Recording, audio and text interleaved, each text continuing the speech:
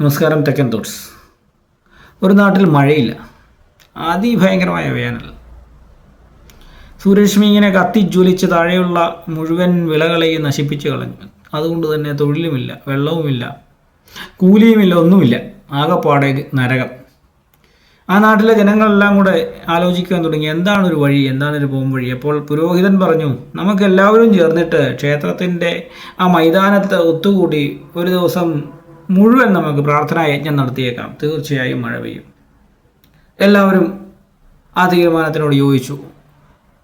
ഒരു ദിവസം തീരുമാനിച്ചു, അന്ന് എല്ലാവരും വരണം, സകലമായ ആൾക്കാരും എത്തിച്ചേരണം. എല്ലാവരും ചേർന്നിട്ട് വലിയൊരു പ്രാർത്ഥനാ യജ്ഞം നടത്തി ആ പ്രാർത്ഥനയ്ക്കൊടുവിൽ മഴ പെയ്യും, തീർച്ചയായിട്ടും പെയ്യും. അതുകൊണ്ട് എല്ലാവരും എത്തിച്ചേരുവാൻ തീരുമാനിച്ചു.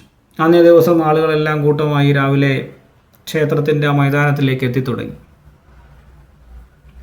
കൂട്ടത്തിലൊരു കുട്ടി വളരെ ദൃഢചിത്തനായി നടന്നു വരുന്നുണ്ടായിരുന്നു. അവനെ മാത്രം നോക്കി എല്ലാവരും ചിരിക്കുവാൻ തുടങ്ങി. ഈ കുഞ്ഞിനൊരു സംശയം, എടാ എന്നെ മാത്രം നോക്കി എന്താ ഇവരെല്ലാം ചിരിക്കുന്നത്? ആദ്യം ഇവനൊരു നാണമൊക്കെ തോന്നി. പിന്നെ ഇയാൾ ചോദിച്ചു, നിങ്ങളെന്താ എന്നെ നോക്കി ഇങ്ങനെ ചിരിക്കണേ? എന്ത് തമാശ എന്നിലുള്ളത്, എന്ത് ഹാസ്യം എന്നിൽ കാണുന്നത്? നിങ്ങളെന്നെ നോക്കി അങ്ങ് ചിരിക്കുന്നു, കുറേ നേരമായല്ലോ ഇതൊക്കെ തുടങ്ങിയിട്ട്. അവർ പറഞ്ഞേട്ടാ, നീ കുട എടുത്തുകൊണ്ട് വന്നിരിക്കുന്നു. ഇവൻ്റെ കയ്യിലൊരു കുടയുണ്ട്. ആളുകൾ പറയുകയാണ്, ഇത്രയും വലിയ വെയിലത്ത് മഴ പെയ്തിട്ട് കുറേ കാലമായി, എത്ര കാലമായി, ഒരു തുള്ളി വെള്ളമില്ലാതെ എല്ലാവരും കഷ്ടപ്പെടുന്നതിന് കൈയും കണക്കുമില്ല. അപ്പോൾ അതിനുവേണ്ടി നമ്മൾ പ്രാർത്ഥിക്കാൻ പോകുമ്പം ഒരുത്തൻ കുടയെടുത്തുകൊണ്ട് വന്നിരിക്കുന്നു.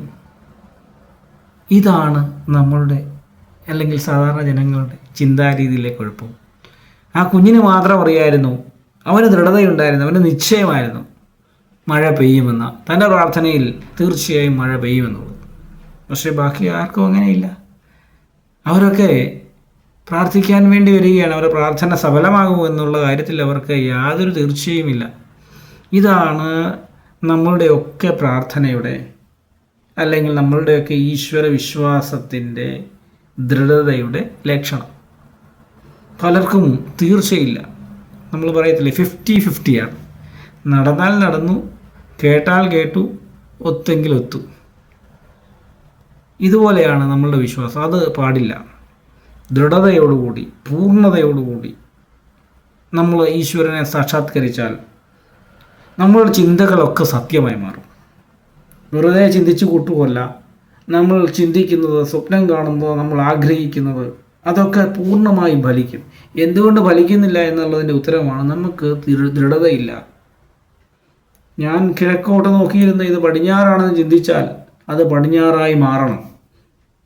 അതായിരിക്കണം നമ്മുടെ ഇച്ഛാശക്തിയുടെ, ചിന്താശക്തിയുടെ ആ ഒരു ദൃഢതയുടെ ശക്തി.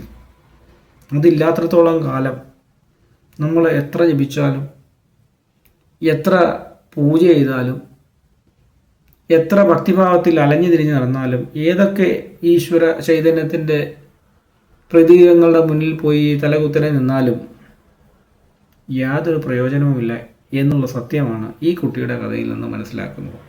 ഇത്തരം കാര്യങ്ങൾ ചർച്ച ചെയ്യുവാനും മനസ്സിലാക്കുവാനും എൻ്റെ ഈ ചാനൽ ഒന്ന് സബ്സ്ക്രൈബ് ചെയ്യുക, ശേഷം മണിയും ഒന്നടിക്കുക.